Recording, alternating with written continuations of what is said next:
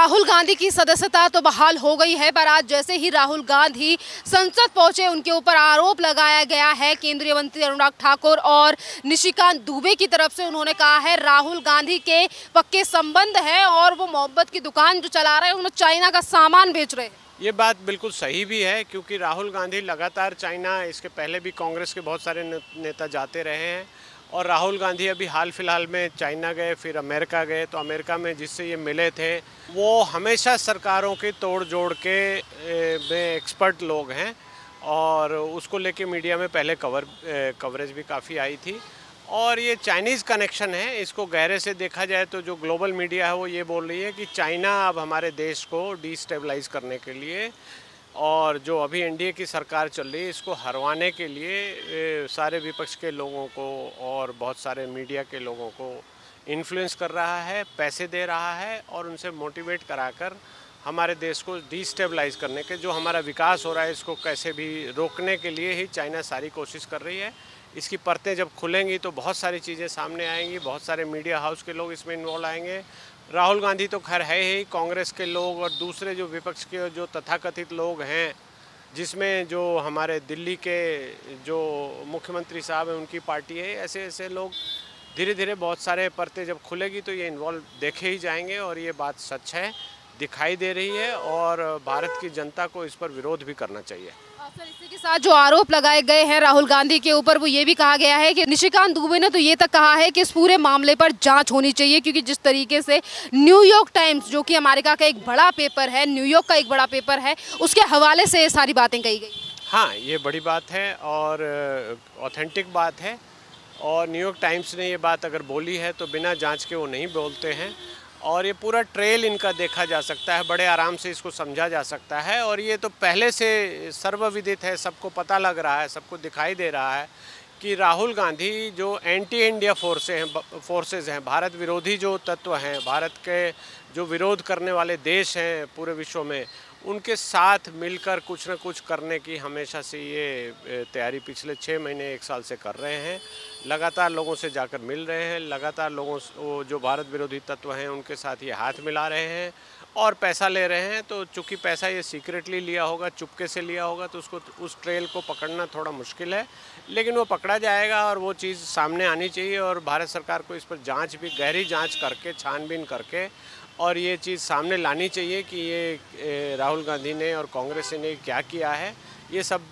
सारी पोल पट्टी इनकी खुलनी भी चाहिए। पहली बार नहीं है कि राहुल गांधी के ऊपर चाइना को लेकर आरोप लगा हो। बीजेपी ने कई बार राजीव गांधी फाउंडेशन को लेकर भी सवाल उठाए हैं। इसी के साथ जो 2018 में एमओयू साइन किया था राहुल गांधी ने, उसको लेकर भी लगातार सवाल उठाते जाते रहे हैं। और आज अगर न्यूयॉर्क टाइम्स की बात की जाए तो न्यूयॉर्क टाइम्स में जो खुलासा हुआ है वो उस पर सिर्फ आज भारतीय जनता पार्टी, राहुल गांधी ही नहीं बल्कि न्यूयॉर्क टाइम्स में न्यूज़ क्लिक को लेकर भी ये बड़ा खुलासा हुआ है कि चाइना ने भारत में मोदी सरकार के खिलाफ माहौल बनाने के लिए 38 करोड़ रुपए दिए। हाँ, ये बात सही है। अगर ये चीज़ आई है, न्यूयॉर्क टाइम्स के बड़े अखबार से खुली है और वो दिखाई भी दे रही थी, जो न्यूज़ क्लिक करके जो यूट्यूब चैनल जिन सज्जन जो चला रहे हैं उनका पुराना इतिहास भी ऐसा ही है। वो पहले भी ऐसी टेंटेड हरकतें करते रहे हैं और इस पर गहन जांच होनी चाहिए। उनका जो बोलने का तरीका है, जो उनका बोलने का लहजा है, जो उनका कंटेंट है, वो पूर्ण रूप से दिखाई देता है कि वो बाहर की शक्तियों के इशारे पर ही बोल रहे हैं। वो दिन को रात बना देते हैं, सफ़ेद झूठ बोलते हैं।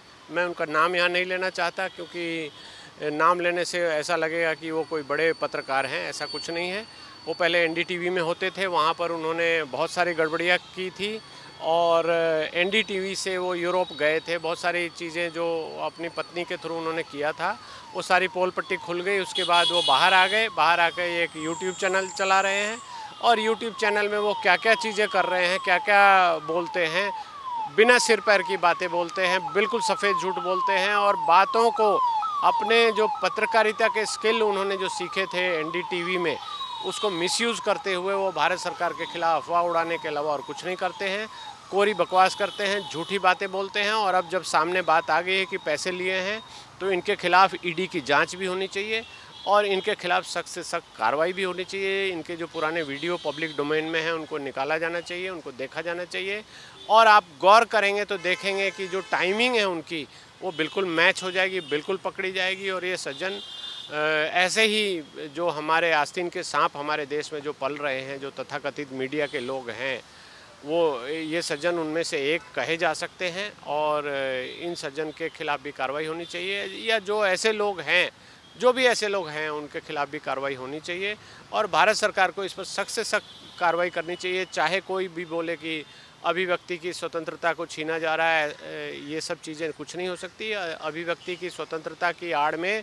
ये हमारे देश को बेच रहे हैं, ये हमारे जो देश विरोधी तत्व हैं उनके साथ हाथ मिलाकर बैठे हैं और जो हमारे देश का जो विकास हो रहा है उसको रोकने की कोशिश कर रहे हैं और ये चाहते हैं, या चाइना इनको कहता है कि आप ऐसे अफवाह उड़ाओ, ऐसी चीज़ें बोलो कि ये सरकार नहीं आए तो विकास रुक जाएगा और चाइना की जो मोनोपोली है विश्व में वो बनी रहेगी। तो इन चीज़ों को लेकर देखते हुए भारत के लोगों को और भारत सरकार को इनके खिलाफ एक्शन लेना चाहिए, ये बहुत ज़रूरी है। सर, ये पहली बार नहीं है, इसी के साथ इससे पहले भी राहुल गांधी के पासपोर्टों को लेकर भी सवाल उठ चुका है। हाँ, बिल्कुल सही बात है। राहुल गांधी कई पासपोर्ट रखते हैं, 2 पासपोर्ट की तो ऑथेंटिक सूचना हमारे पास है, 2 नामों से हैं और ये लगातार ट्रैवल सीक्रेटली करते हैं, चुपचाप गायब हो जाते हैं। इस बार तो ये बात लीक हो गई थी कि अमेरिका में जाकर मिले थे उनके सेक्रेटरी ऑफ स्टेट से, जो सरकारों को जोड़ तोड़ करने के माहिर हैं। तो ये चीज़ें इन पे निगाह रखनी चाहिए, देखा जाना चाहिए और किस तरह से गंदी हरकतें ये कर रहे हैं, किस तरह से ये भारत विरोधी तत्वों के साथ हाथ मिला रहे हैं, किस तरह ये भारत विरोधी तत्वों से पैसा ले रहे हैं, उनके इशारे पर नाचते हुए ये जो एक्टिंग कर रहे हैं, अपनी जो पार्लियामेंट में अभी जो बोला गया है कि इन्होंने जो मोहब्बत की दुकान सजाई है वो झूठी है, वो चाइनीज़ सामान से भरी हुई है, तो बिल्कुल सही बात है।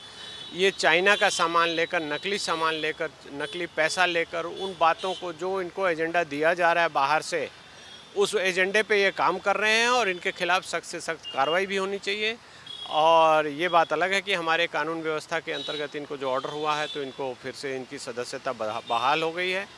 और ये संसद में बने रहेंगे, लेकिन इन्होंने संसद की गरिमा को ख़राब किया है तो इनके खिलाफ कार्रवाई होनी भी चाहिए। सर, अगर संसद की तरफ से इनकी संसदीय बहाल कर दी गई है, आज राहुल गांधी लोकसभा भी पहुंचे, पर इसी के साथ देखा जाए जिस तरीके से आरोप राहुल गांधी के ऊपर लग रहे हैं, तो क्या इनकी संसदीय पे कोई असर पड़ेगा, कोई प्रभाव पड़ेगा इसका? नहीं, ऐसा हमारे यहाँ प्रावधान नहीं है। जब तक कोई क्रिमिनल केस में सज़ा ना हो, जैसा कि पहले हुआ,